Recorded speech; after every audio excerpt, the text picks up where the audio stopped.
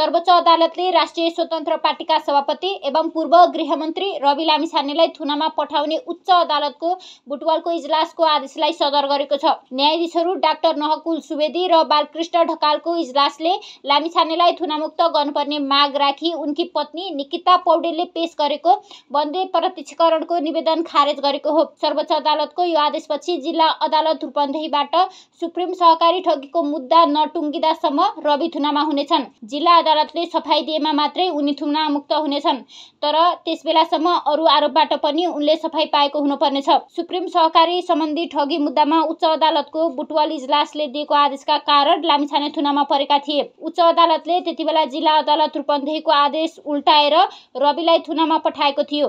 त्यसका साथै उनले उच्च अदालतको आदेश बदर हुनुपर्ने माग राखेर अर्को निवेदन पनि दर्ता गराएका थिए।